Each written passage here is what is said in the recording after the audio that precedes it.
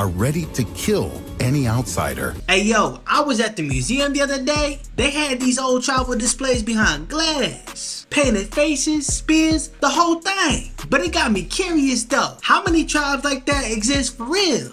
Probably more than we think. Just not the kind you can walk up to without risking your life. This island is home to the most unusual people on Earth. On a small square of land, there lives anywhere from 15 to 400 people, and this spread isn't accidental. Today, there are simply no guests on North Sentinel.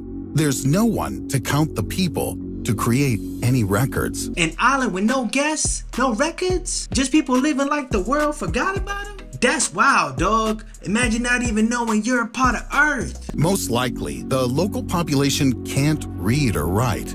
I say most likely because there's no confirmation of these facts. Scientists can only speculate and observe from afar. Of course, in such a situation, you can call on modern technology for help, for example, satellite images. But even here we fail. The island is covered in dense forests. So you're telling me satellites, drones, all that tech, and we still can't see through those trees? It's like the island built its own invisible shield against the world. Crazy part is they didn't design that cover. Nature just handed it to them. The forest hides them by pure coincidence. Like the island was built for their secret. Everything but the shore. It's simply impossible to see anything through the vegetation. Theoretically, anything could be hidden there. Little is known about the people who live on this island. They're called the Sentinelese. They're one of the Andaman indigenous peoples that live on their own. The whole world racing toward AI, and these folks still out there living like time froze. Makes you wonder if they're the ones who actually got it right. They kept their world simple while we overcomplicated ours. According to scientists, for about 60,000 years, the Sentinel people have lived in almost complete self-isolation. That is, since primitive times. All of this time, they've developed independently without seeing the rest of the world. If your grandmother was born there, your mom was born there, and then you too, you wouldn't see the island as prison. Generation after generation, and that's all you would ever know. And that's the pattern of humanity. We inherit our surroundings, adapt to them, and call it normal, no matter how absurd it looks from the outside. Yes, these are people who have no idea what Bitcoin, global warming, and Netflix are. Why, they don't even know what a horse is. I totally get it. How could you crave something you've never known? It's like asking someone who never tasted sweetness to miss sugar. You only feel the loss once you lived with the luxury. Some researchers have still managed to get a look at the natives. The local residents are described as relatively short people, about 165 centimeters or 5.5 feet. This may be due to island dwarfism. Scientists also noted dark, shiny skin, even teeth, and strong muscles. Think about it. Nobody's born on an island like that. Their ancestors probably drifted from East Africa tens of thousands of years ago. One wrong turn into migration, and boom, new world, new lineage. And once that first group stayed, that was it. Families grew, generations stacked, and what started as a detour became a civilization cut from the rest of the planet. Sentinel people are hunter-gatherers. Despite the past millennia, they haven't changed their habits. The tribe probably uses bows, arrows, and spears to hunt land animals. They collect seafood by hand, such as crabs and shellfish. It's believed that the natives eat them in large quantities. Their settlements are full of empty shells. They're not stuck in the past. They've just perfected a system that never needed upgrading. Every hunt, every harvest, tuned to the island's rhythm like clockwork. Some of their practices haven't developed at all since primitive times. It's believed that Sentinel people don't engage in agriculture, though they can build canoes. But the most interesting thing is that it's not clear whether the natives know how to make fire, although they do use it. Even in the year 2020, just imagine that. The Sentinel people live in small, temporary huts, appreciate metal, dance, and speak an unknown language. that's about it. I mean, what's so special about that? You get 2 sticks, some friction, and boom, fire. It ain't rocket science. Cavemen been doing that since forever. Yeah, alright, but try that in the middle of the jungle, where the air stays wet and the wood never dry. You'd learn quick that simple ain't simple when the island runs the rules. A unique island of a unique civilization. Scientists would be willing to do anything to learn about the local tribe, but it's forbidden. Not by the islanders themselves, of course. Officially, North Sentinel Island is administered by India, although there's no agreement between the natives and the government.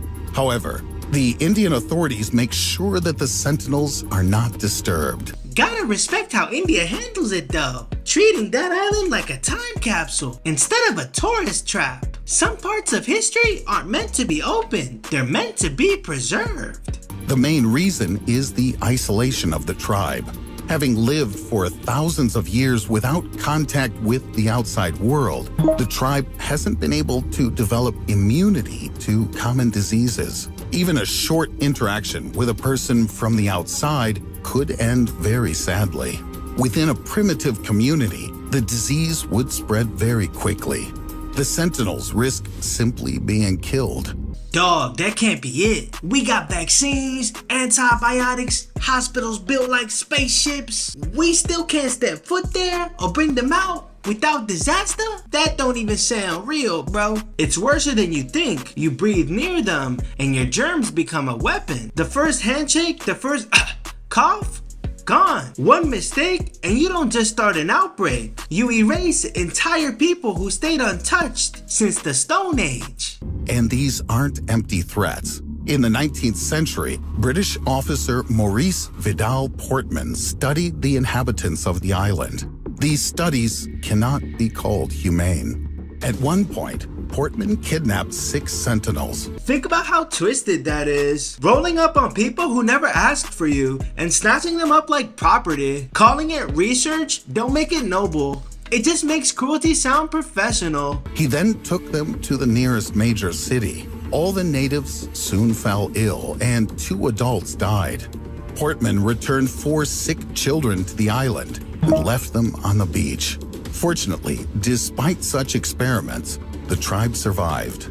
The island is protected so that diseases from the mainland don't reach it. It's wild to think how one man's obsession could almost wipe out an entire culture. All that just to prove he could reach where no one else had. Like people were trophies, not lives. That's the curse of exploration, when curiosity loses conscience. History's full of men who called it discovery, when all they really did was destroy. Indian border patrol boats periodically patrol the coastal waters. You can only come within 9+ kilometers or about 5 nautical miles. Anything closer is a restricted area. North Sentinel Island is protected as a rare treasure. And this is partly true.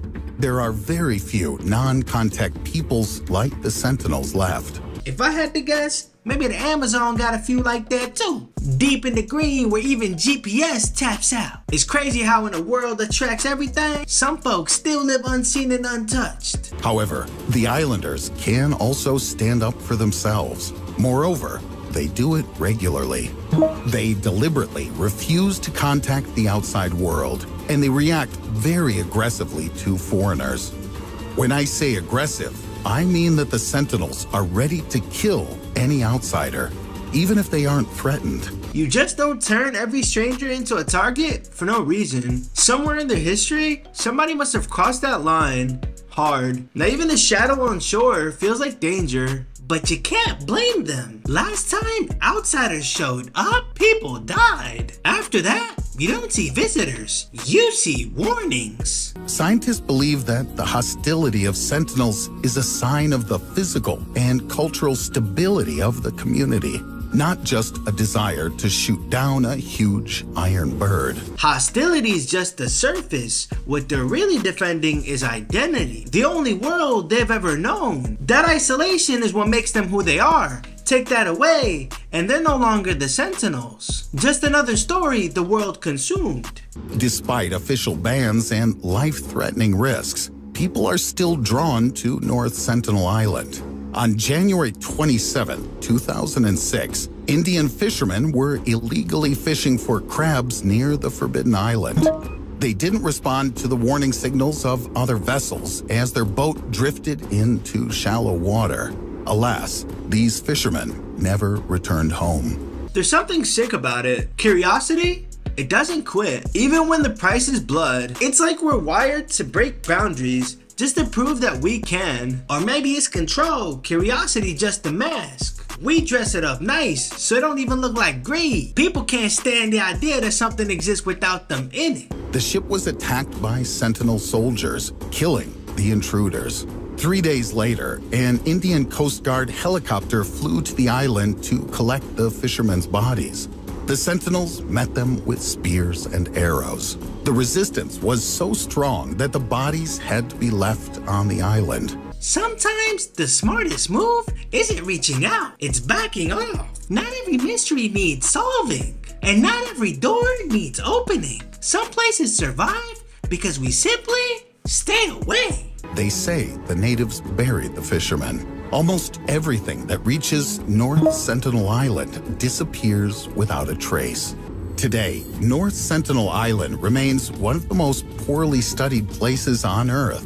We can only guess what's hidden in the depths of its forests. Kinda makes you think, maybe the real unknown isn't on what's on that island, but why we can't stop trying to reach it.